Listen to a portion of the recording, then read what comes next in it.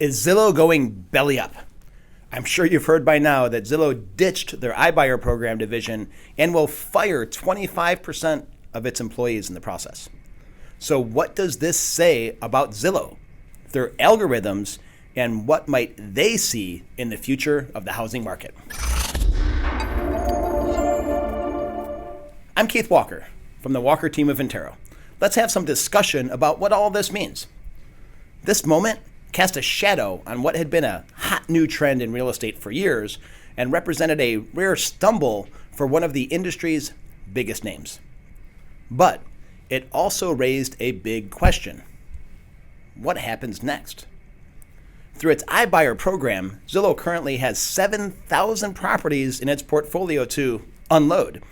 That doesn't take into account the homes they are currently under contract to buy, which is claimed to be almost the same amount. Zillow cites the fact that its algorithmic model for buying and selling homes doesn't work as planned.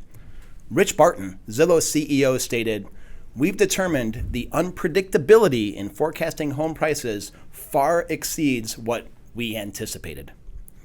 The primary reason that they exited the iBuyer market was that they were paying too much money for the homes that they were acquiring while perhaps not being fully sensitive to the nuances of real estate. Barton has also stated that Zillow is often generous in its valuations.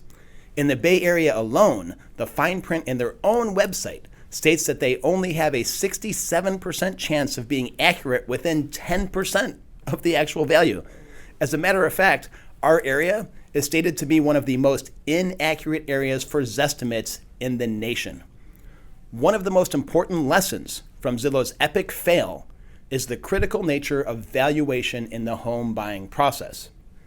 As valuation expert Clifford Rossi from Chesapeake Risk Advisors wrote, AVMs, like the one used by Zillow, are dependent on historical data to generate their estimates of value, and in a rapidly rising market, they can go off track quickly.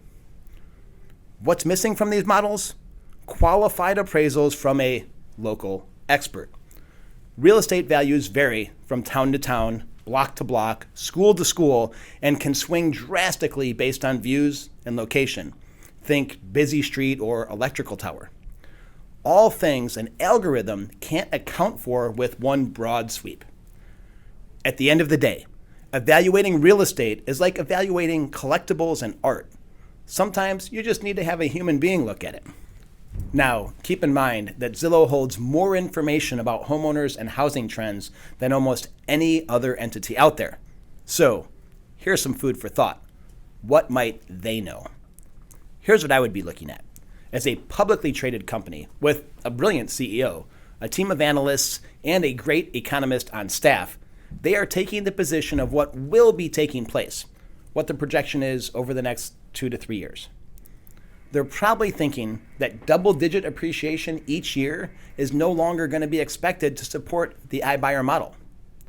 Before you go into a panic, current price appreciation, though perhaps less intense than it was a few months ago, is still happening. 2022 will be a different year. It's still going to be a good market, but it should fall short of the pace that we've seen over the past 12 months. Expectations should be in the 7 to 10% range. So, what's next for Zillow? Its core business isn't going anywhere.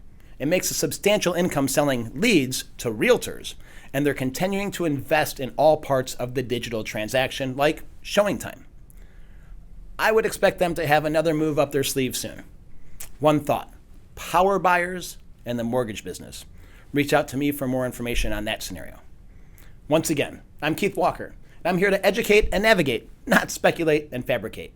And by the way, you know where to come for an accurate evaluation of your home.